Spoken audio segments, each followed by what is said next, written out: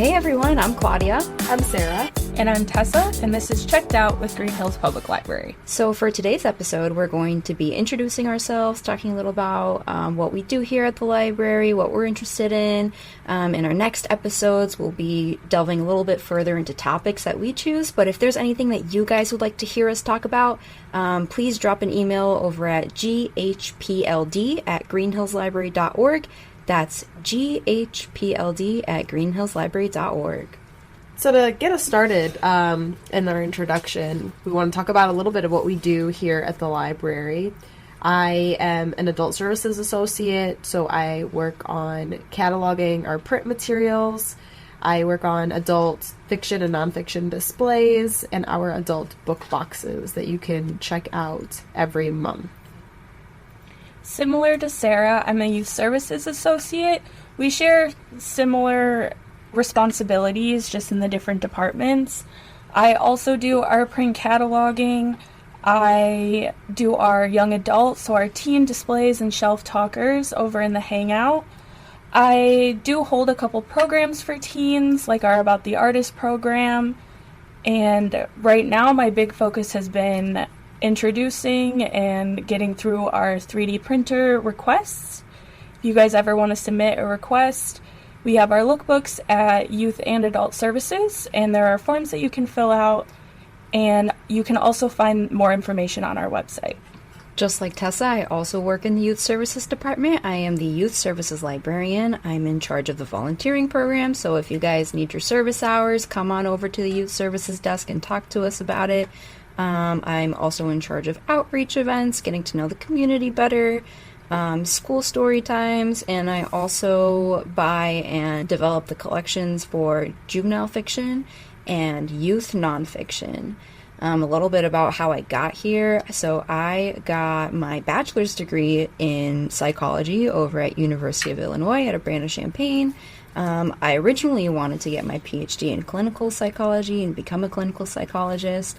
But I didn't get the research experience I needed to do that because of COVID. So I instead applied for master's degrees. I didn't get into any of the schools that I wanted. So instead I was looking for jobs and I landed in libraries. And ever since working here, I decided that I would get my master's in library science, and now I am a librarian. So similar to Klaudia, I didn't initially, intend on working in a library when I got my degree. I got my bachelor's in literature from DePaul University, and I also got my master's from there with a concentration in writing and publishing. I always knew that I wanted to work with books and writing. It's something that I'm really passionate about. And I was a big patron of Green Hills. I would come here and study often and loved that there was so much light in the library. And the minute that they had positions open to apply, I took the opportunity to do so. I feel like we all have a pretty similar story that we didn't really intend to end up in libraries when we first started looking for it. I'm the same way. I originally wanted to be a flight attendant. It was my dream all through my childhood. You have to be 21 years old to be a flight attendant, and I turned 21 during quarantine, which travel was obviously not a booming business at that time. After getting my associates in arts, I chose to look at different avenues of education, and I found a library technical assistant certification. Growing up, I read constantly. I still do it today. I average about 150 to 160 books a year. And finding that program just kind of solidified that it would be something that I would care about and want to share with the public. And so I started that program, and I've since finished. I did that program at Joliet Junior College, so I officially have my LTA certification. Woohoo! Go Tessa!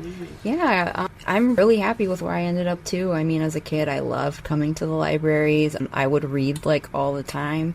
Kind of slowed down as I got older just because I didn't have as much time. But since working here, I've been reading a lot lately. I've also just recently started this web serial called Pact. It's by he's not an anonymous author, but he goes under a pseudonym Wildbow, and he writes these really, really long serials. Most of them are fantasy or science fiction, but this one I'm reading right now is currently a supernatural fantasy drama about a family of witches. So it's pretty cool. It's kind of like urban fantasy. Yeah, right? it is kind of like urban fantasy. It's like in our world, but just like shifted. Yeah, just shifted. Cool. It's kind of like a dark magic system. It's a little scary, and I would not want to live in that world. Yeah, I read the first, like, is it a chapter? It's a chapter. Okay, I read the first one of it after you were talking about it. Yeah. And it's really good, but I need to set some time aside Yeah. to get into that. It's long. It's, like, really long. Yeah. Okay. But it was cool. Yeah. It's definitely very well written. Right? And it's kind of different from what I've been reading that's been, like, traditionally published, so I'm kind of into it. I like it. I think it's cool to, like, go down different avenues of publishing, whether it's, Yeah. like, traditional, indie. Self-published. Yeah, obviously with, like, Kindle Unlimited and Book Talk and stuff, self-published and indie authors have really been getting their moment to shine, Yeah. which is really cool to see. It gives a little bit of power back to the writers and the authors, and people get to discover new things instead of just what is being traditionally published out there. So I think it kind of goes to show that there's really something out there for everyone. Self-published authors are getting picked up traditionally too, Yeah. because they got to write it in a vacuum and it's exactly what they wanted and they had no pressure on it, and like it still is getting that success and it's like Exactly. translating into traditional publishing. Yeah, it's something that I see really popular with like romance writers. I know you mentioned Tessa, like Kindle Unlimited. So many of them have gone from being on Kindle Unlimited to getting these publishing deals with traditional publishers, and it's really awesome to see. Yeah, I feel like romance as a genre has really, like, changed from what traditional romance, like, mass market paperbacks. Yeah. I feel like it's really, like, gone out of that lane and, like, tried to make it something different.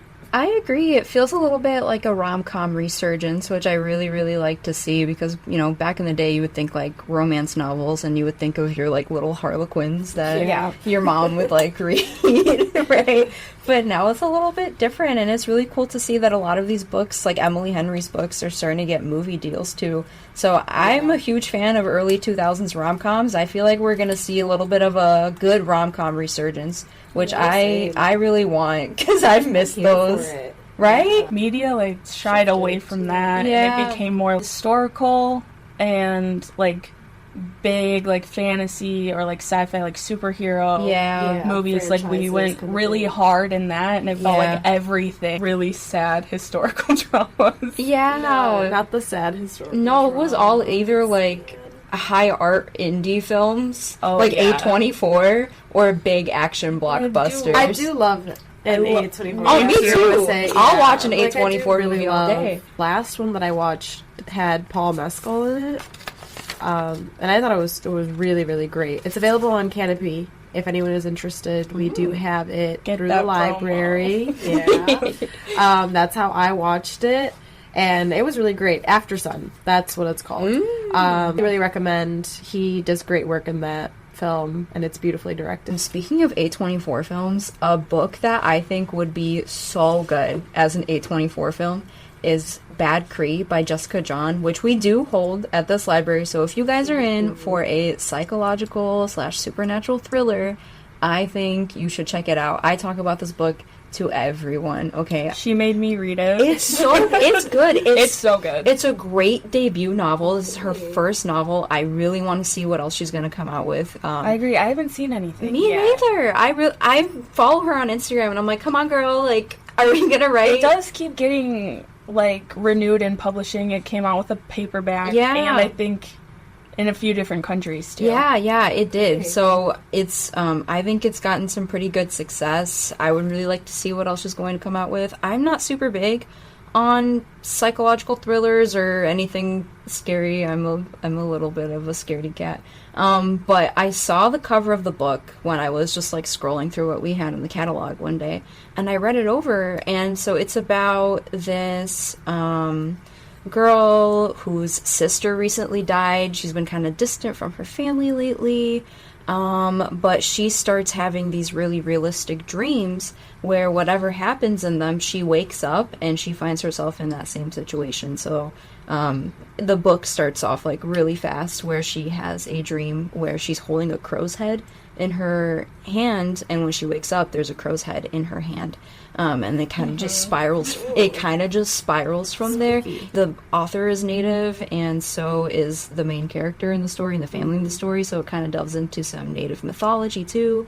It's just so well written. The way that it's written too is very descriptive, and I could honestly see it easily being translated into directing styles. I think it would make an awesome A24 thriller. Okay. Yeah, like you said, like it is really descriptive in its writing, but it doesn't get like bogged down by it, where it's like super heavy-handed and like you're not really going anywhere with the plot because they're like so focused on making you see it. I feel like it's a great balance. Yeah. Like, is this all happening in her head? Is it happening to her for real? Like, where? Is she losing it? Yeah. Where's the line? And you I feel like don't it kind know. of makes you feel like you're losing it. Yeah, and you don't really know until like you get closer to the end, and even then you still kind of think like, is it real or was it all in her head? Yeah, that does seem like it's right up A24. Yeah, I would really love to see it get picked up with like as a movie deal. I think if any book deserves it, that book absolutely deserves it. So yeah, Bad Cree by Jessica Johns. Check it out, read it. I could not recommend The it more. audiobook is good too. I'm really big on thrillers or horror on audio. There's something about it. It makes it so much yeah. more atmospheric. It does. It really gets you through like a long shift or a long drive. I recently did... I'm totally blanking. Describe her. I'll help. It was Grady Hendrix. Oh, Bilateral Support Group? Yeah. Yeah, but you didn't like that. I didn't like it. You're right. I didn't like it. We didn't like Listen for the Lie. I didn't like that either. My God, there's just been duds recently. You listened to The Familiar, didn't you? That's not like... No, I didn't listen to The Familiar. Oh. No. I thought you were reading it. I'm reading it. I put it on hold. Like, I paused that. Yeah. Are we liking it so far? It's okay. Okay. It's very It's like very okay. How far did you get? Just that first chapter, and I was like, I can't do it. Okay, I got to like chapter 13, No. and like I'm coming out of a reading slump. I know that Sara is too. I'm in the middle of mine. Welcome to the era. Yeah. Yeah. It's the era of reading slump. It is. I feel like all of us are. Like, when we're talking in the back, I feel like all of us are like, has anyone read anything good? Yeah, Like, it's rough. No. And I don't know, I think it's just, for me personally, I'm in a reading slump because I'm just so busy all the time. I don't have time to read. I know we were just talking about, you read, or you listened to Bad Cree. Yeah. Bad Cree a little bit on audio, and even that, like, it's hard for me. I'm a big audio person for thrillers and horror. Yeah. It's just, even those have been kind of, like, yeah. a little bit of a slump for me. I've been reading them or listening to them, and I'm just like, they're okay. It's just not the mood. It's just not it right now. No, and I want it to be so bad. Right? I really want something that I'm like, whoa, this is so gripping. Yeah. I wanted The Familiar to be that. Because I feel like Leigh Bardugo, depending on what of hers you read, she can, like, develop, like, decent characters that you can, like, at least develop an opinion on. Like, you might hate them, you might love them, but, like, they feel real enough for you to care enough about them. Yeah. And I don't know. I'm gonna go back to it because it's reading slump era, so I don't know if I was giving it the fair chance it deserves. Yeah. But I got to, like, chapter 14, I want to say it's, like, 25% in, and I was like, I literally don't know. Like, I don't know. Is it a historical supernatural thriller, or It's like historical, supernatural fantasy. Like, there's, like, some... because it's based on a real historical figure, right? I don't know if it's... Oh, is it? I don't know if it's a I thought it historical was. figure. I know it's the Spanish Golden Age. Okay. Yeah, so historical time period. Yeah, but I'm Okay, not sure. okay. Honestly, I don't know. You could be right, because Okay. I don't really know where the story You is know, I'm going not to be sure so either. real. Listening to anything right now? Or reading it? So I just finished Daisy Jones and the Six. Loved that. That was super great. And then a little bit before that, I finished Martyr, which was a debut, and the author's name is escaping me right now. But that was fantastic. I tried audiobooking Daisy Jones and the Six, but I couldn't do it. I can respect that. If any of you guys have or haven't read it or have or haven't listened to it, it is a book about, it's basically Fleetwood Mac, just fictionalized. Yeah. And, like, that kind of era of music and their different, like, relationships to each other and stuff. But it is written as an interview, almost like documentary style, where different people are recounting things differently that happened in, like, their history. It's super good. Probably one of my top favorite books. But the audiobook, I feel like it's a reread situation because it's a full cast, and so, like, you get to hear as if you were listening to, like, a podcast or if you were watching a documentary but, like, weren't really paying attention to the screen. And it's easier when you've already read it because you're like, okay, I know. Just going straight into it, I guess, I can see where that would be a lot because you aren't looking at, like they don't say their name every time. Like, it's... You have to know their voice. One of the characters is Billy. It's not like every time, even though it's on the page, it says Billy : and what he says. It doesn't do that. It gets a little overwhelming. Yeah. If you're not, like, familiar... If you have bad voice recognition, I do. Yeah. So, I've listened to it several times, but I have also read it several times. Yeah. So...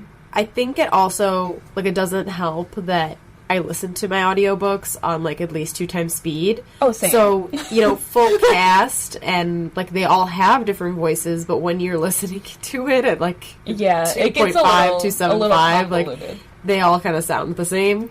So I think that's really something that I was like, I'm going to pick up the book rather than... Right. Yeah. You go as far as 275? Yeah. Okay, girl. 275, sometimes 3, depending on the pacing of the book. Yeah. I can do a 3 if I really want it to be over. If you really... Yeah. And I'm just like, let's run it. I get that. But I really like this new era of audiobooks being a bit more immersive and having a full cast, because I feel like if you just have one voice actor for a whole thing, depending on the book, it can get so boring just listening to one person try to be like 10 different people and put on different voices. Yeah. And it can be a little monotonous. So I think it's kind of cool that they're delving kind of into more of like a podcast type situation where you have sound effects, you have a full cast of people reading for the book.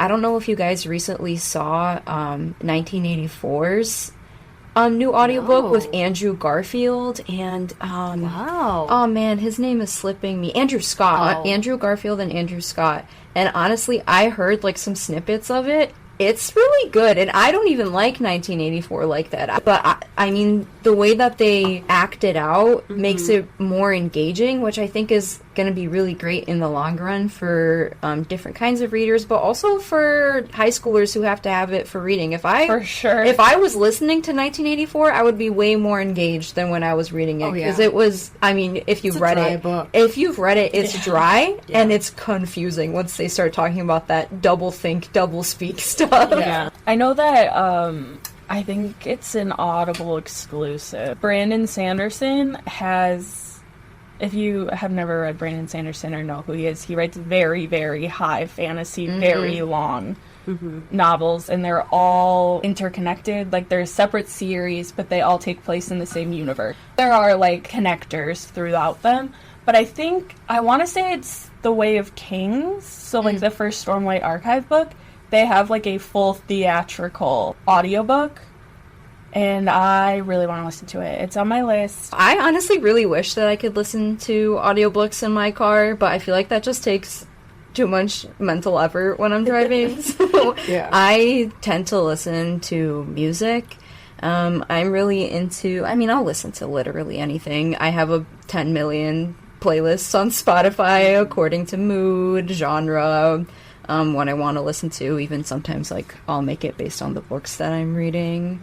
I do love to listen to a curated playlist while reading. Right, me too. I get the vibe. Me too. Like, I had one for Dune So I have some, Nice. so I'll do that depending on my mood. But I feel like if I had to choose a genre, I normally listen to indie. So I'm like Young the Giant, Florence and the Machine, And incredible. Yeah.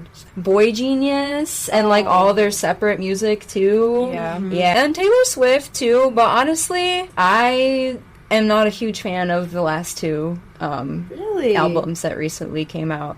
I'm huge on Folklore and Evermore. I still Yeah. think those are her best albums. I think, I'm a pretty big Taylor Swift fan. I liked her last two albums. I honestly kind of like everything that she puts out. Okay. I do have to agree, though. I think that Folklore is one of my favorite albums of the ones that It was she's just something written. so different, you know? It was very, it's it's fictionalized stories, and I think that I love stories so much Yeah. that listening to that and it being at a slower pace was a lot nicer.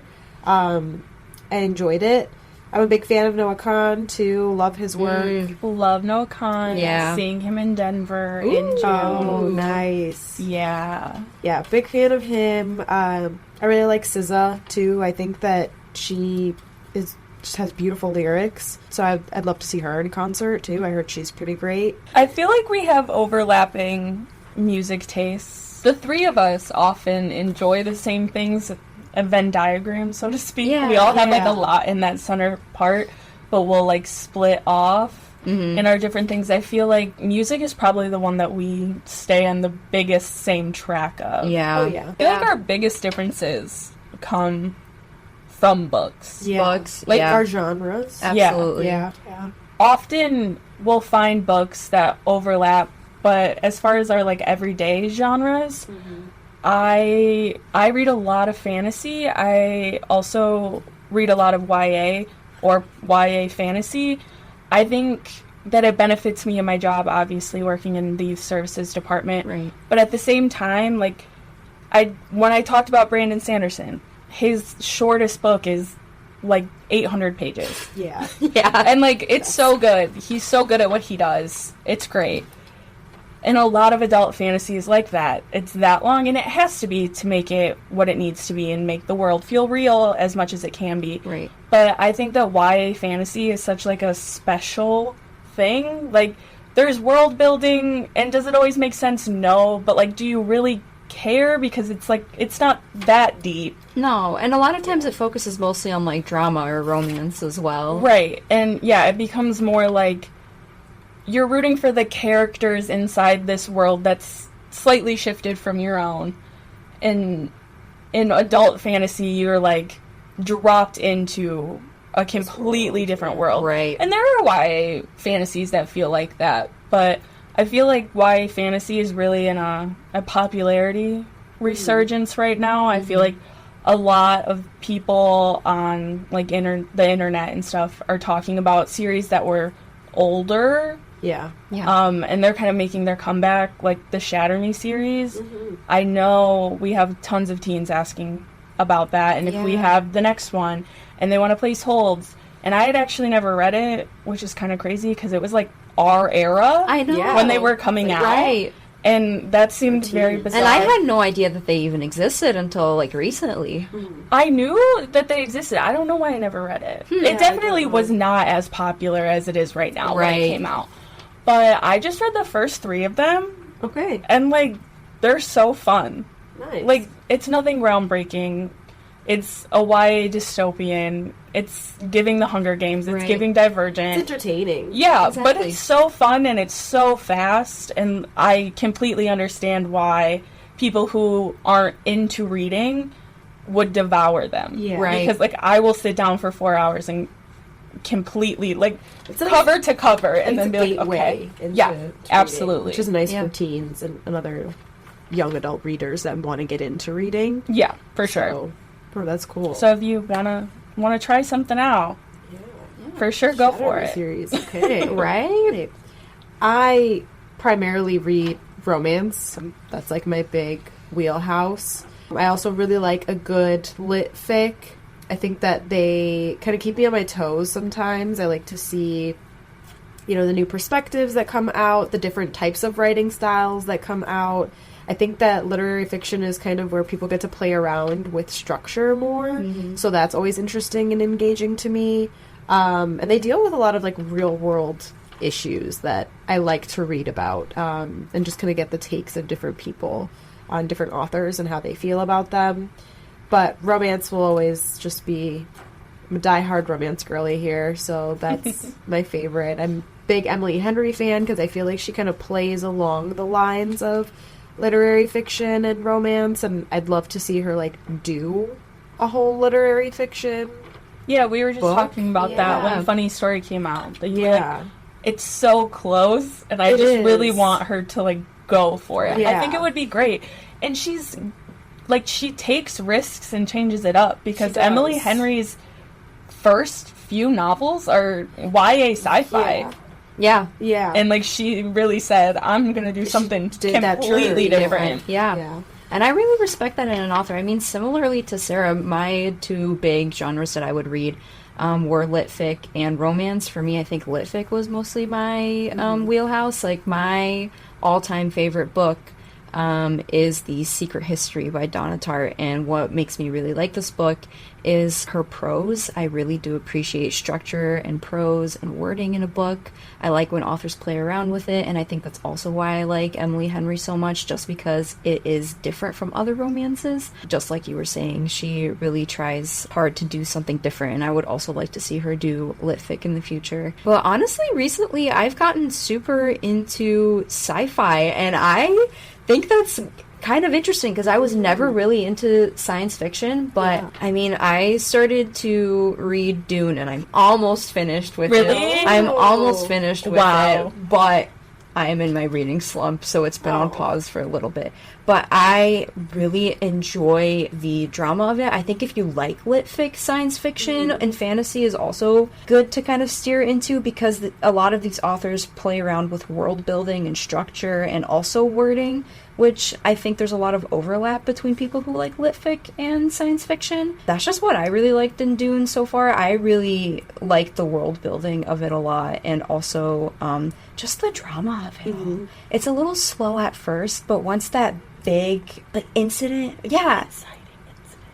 inciting incident. Thank you. I was looking. I was like, I don't know. I was searching for the word. The big thing that happened. I like the plot roller coaster. The climax. The climax. Yeah. I mean, the exposition is like pretty slow, and you get into all the world building, and then also the mechanics and behind the scenes of like politics. Yeah. But I love politics in a fantasy sci-fi. Exactly. But once you hit that big inciting incident, I mean, it's just go, and you can't put the book down. It just keeps on happening. I don't know. I'm really excited to read the other ones. That's also why I'm really enjoying Pact so far.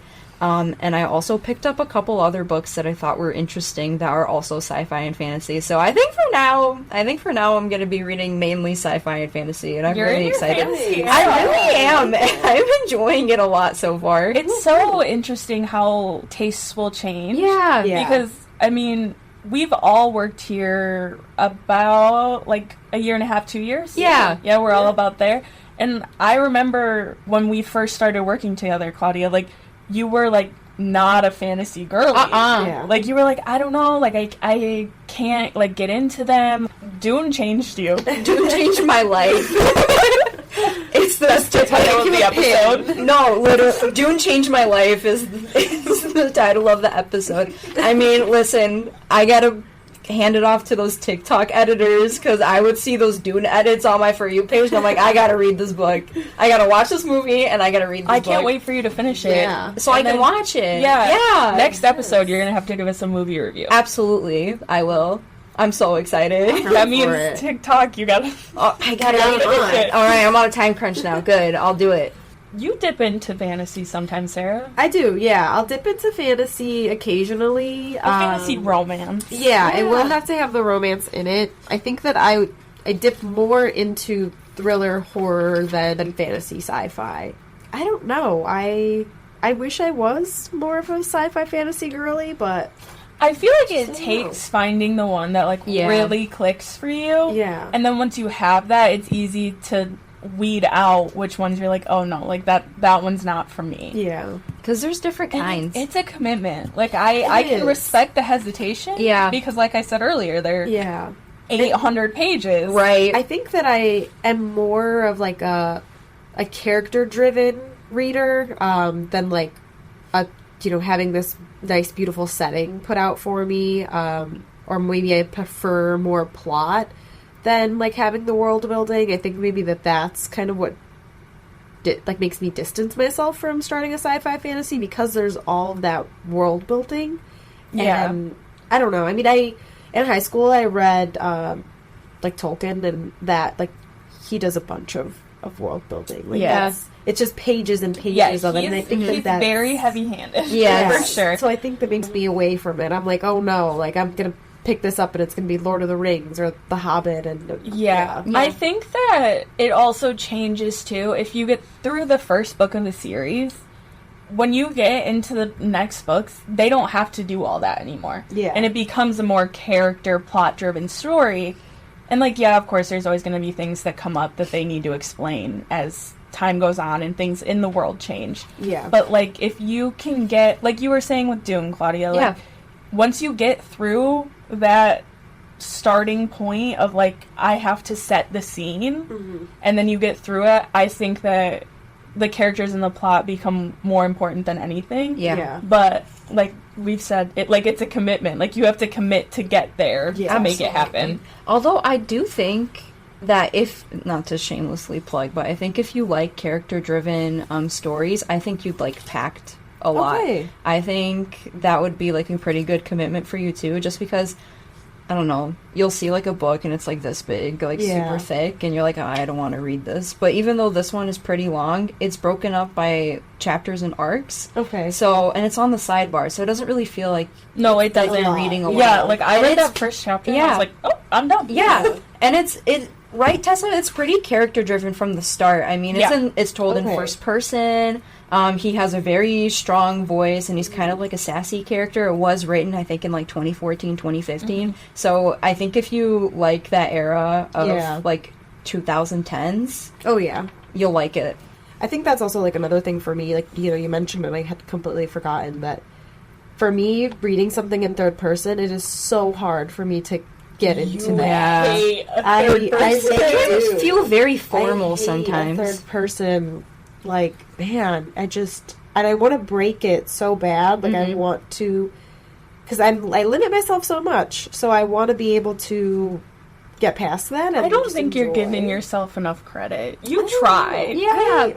You try, like, you will try books and be like, you know what, that's not, like, you give it the fair shot. Yeah. Not everyone's gonna like everything. No, that's true. And I think that is valid too, in that a lot of authors will maybe sometimes get a little too formal when they're reading or when they're writing. They're in third person. Yeah. It's not as personal or personalized as first person perspective might be. Definitely not. Yeah. I don't, like, rule out books in third person, but I will say that, like, obviously most fantasy is third person. Right. YA fantasy, you get more into first person. High adult fantasy a lot of times is third person, and I do well with that, but I agree, like, romance, and because every once in a while I read a little romance. Yeah. It doesn't happen all the time, but I make it happen sometimes. Yeah. I enjoy a romance that's, like, different, I guess, that has, like, a different element in it. But in, like, lit fic and in romance, I need it to be first person.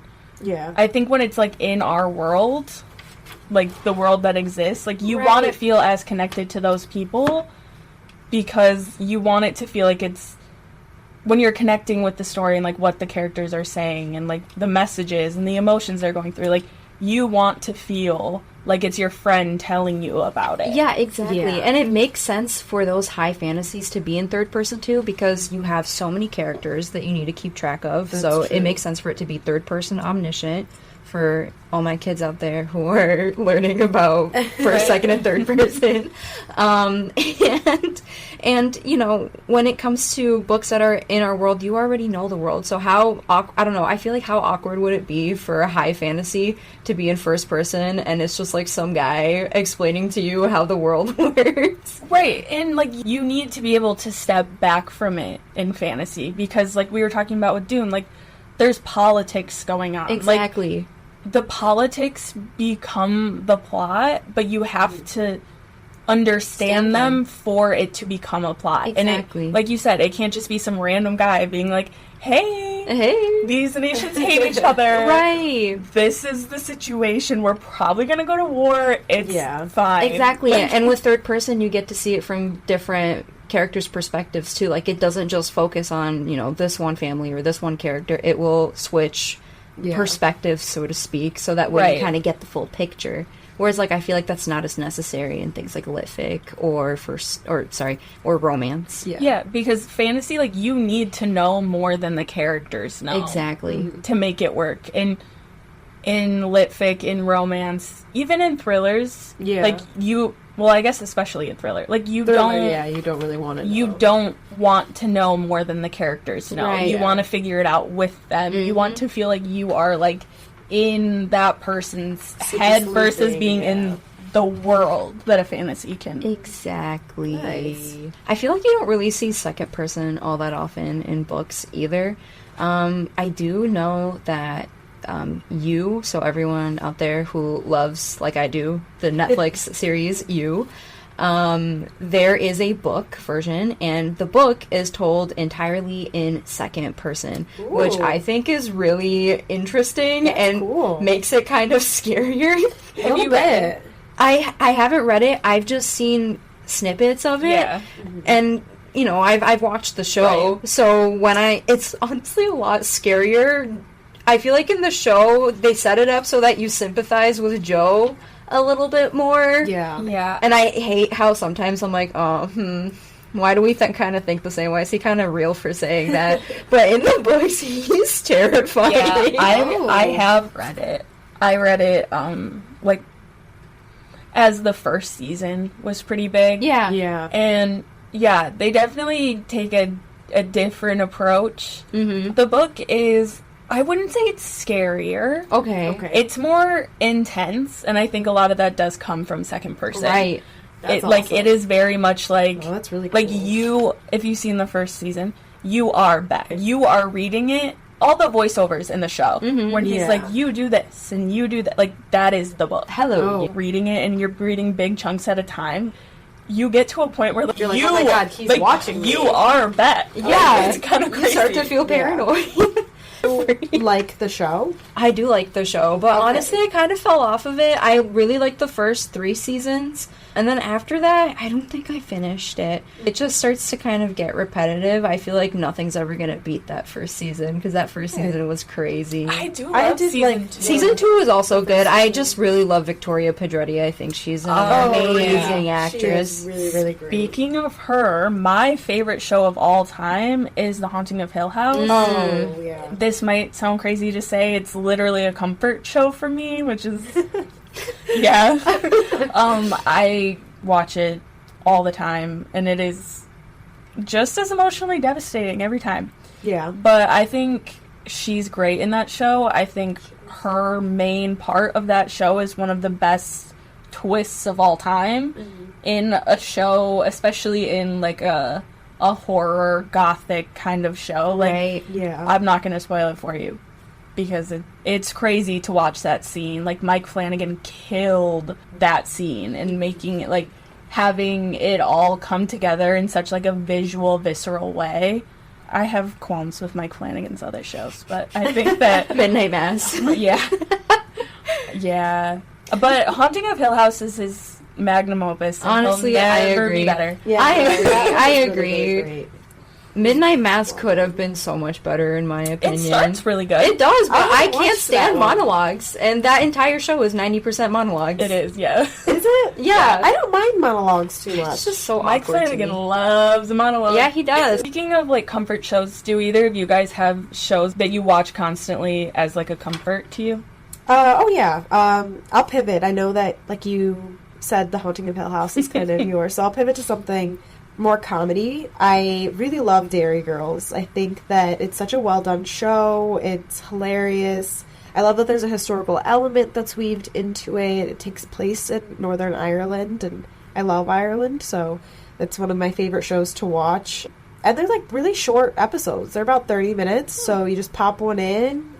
eat your TV dinner, and it's great. Love it. Okay. I also really like The Bear. I think The Bear is so amazing. It's so well done.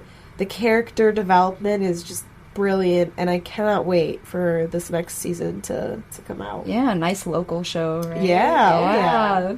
All right, just to piggyback off of what Sarah was saying, I mean, I have also 2 comfort shows. One is lighter and more of a traditional comfort show. The other one is more like Tessa's, where it's not a traditional comfort show. So my first comfort show is Gilmore Girls. I'll watch it when I'm feeling down or when I'm sick. I mean, it's just such a good early 2000s show. I watched it when I was growing up. And my second comfort show is Criminal Minds. Oh. Yeah. I mean, I don't feel like that's super uncommon, though. yeah. Definitely not. I mean, I started watching it when I was in middle school. It got me into psychology, which is why I ended up majoring in what I majored in. Dr. Nice. Spencer Reed. Yeah, Dr. He's Spencer. amazing. I love Spencer Reed so much. But yeah, I mean, it's not so much about the horrific, tragic crimes that happen in the show. I think it's more about the characters. I really do love the characters. I love seeing their lives outside of the show. And I feel like it's one of the only, like, police procedural type shows that shows what the characters do outside of their jobs or what their lives are like outside of the work. Like, I feel like other procedurals are very much just whodunits, but this one's not a whodunit, it's a whydunit. So, I don't know, I feel like it's just very comforting. When I want to get back into it, I'll just pop in the first season and just watch seasons 1 through 7, which, if you ask me, are the only seasons worth watching. Do not watch past season 7, and that's a hot take today. No, I'm with you on that hot take. Right? For sure. I think It falls off. Seasons are much better than the later ones. Absolutely, it is. And then once, you get past season 7, a bunch of the main characters start leaving, some of the actors leave. I'm gonna be so real and honest, I've never watched a single episode of Criminal Minds. Really? Like, I mean, It's really, really good. It's so good. I mean, it gives me massive anxiety, and I can't sit and watch it for long periods of time. Like, if I sit and I watch, like, all of season 1 and, however long it takes, I will have anxiety and not be able to sleep. Yeah. But, like, watching an episode here and there, I can do that now. Okay. But, I mean, it used to be, like, our family show. Like, we would get together every day and watch, like, an episode. Law and or Order two. SVU. Oh, that's Which is alarming. But I would never say that one's my comfort show. That one gets a little It's a little too serious. scary. It is kind of scary. I mean, it's based on real crimes, isn't it? Yeah, it is. A lot of the times it is, Yeah, I think that's kind of like Law and Order's claim to fame. Yeah, I think that's what really also makes Criminal Minds fall off after season 7, is that they start to get a little bit more fantastical with their crimes. Things, yeah. I mean, it's just crazy how every single crime suddenly occurs to every single agent in the show. Yeah, sometimes I see like little clips on TikTok. Yeah. Because I am in fact victim to like watching entire episodes. Oh, same. I have watched Criminal Minds. You've watched it then, yeah. Honestly, Tessa, I feel like you'd love Emily Prentice. I feel like that'd be your girl. Okay. I keep seeing the little clips of when Aubrey Plaza's in that show. No. And I'm like, She guys, was there for a minute, what's this? No. That's in the later season. I don't claim. Yeah, so staying along the same vein of, thriller, mystery, Criminal Minds vibes, my current read is Happiness Falls by Angie Kim, and I'm audiobooking it. So that's on the roster. Super excited to get started with that. I'll let you guys know how it goes the next time that we get together. What about you guys? What are y'all reading or listening to?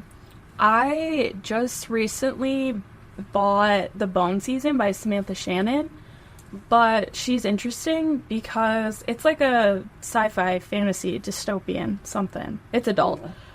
It's a finished series, and the first one came out in 2013, and then this past year she released them all again as the author's preferred texts. Oh. Because she wrote the first one when she was, she wrote it even younger. It was published when she was 21.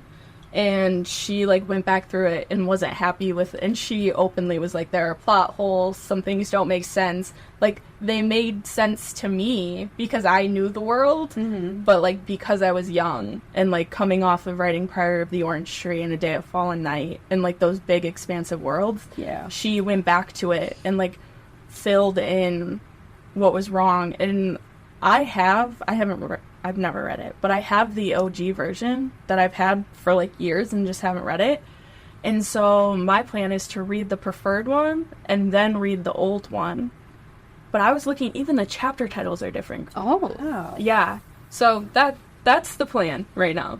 I love that. We love a self-aware author that goes in and...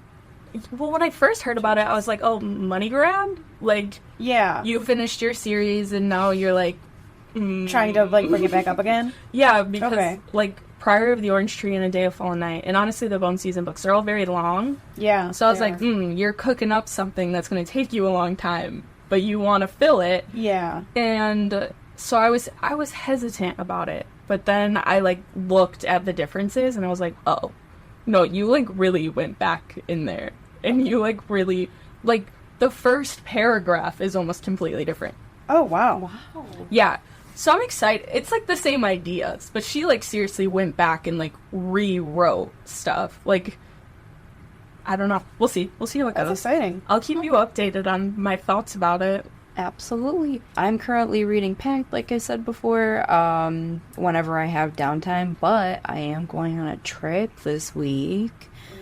So I will be bringing Dune along with me so I can fulfill my promise of finishing it, so I can get that review in of those movies.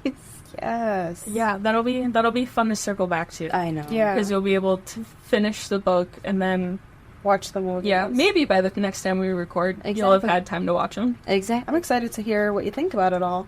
I'm really excited to finish it, because, I mean, I'm, like, crazy close to finish. Okay. You got it. I got it. And you have the second one on deck. Exactly. So then you're Are you going ready. to take a Yeah. break, or are you going for it? I might take a break, honestly. That's Just fair. so I I get can that. say that I It's fair, finished it and Yeah. come back whenever I want to. Yeah. Yeah, no, for sure. So now we're going to jump into a little fun segment that we will try to keep up with every time we have our podcast, which is Hot or Not. This week, our hot is first person point of view, which we talked about a little bit earlier. And I'm always a diehard fan, love first person POV, think it always makes a book 10 times better. I'm trying to broaden my horizons into third person POV, so let you guys know how it goes. Not hot is making an author change the title of their already like released book, well, supposed to be released book. So for example, Allie Hazelwood just released a title called Wet, W-H-E-T, that is supposed to come out in February of 2025. And I guess her publishers or whoever made her change the title from that to Deep End. I don't think it's cool to make your author change the title after they've already released it to the public, but hey, teach his own. I agree.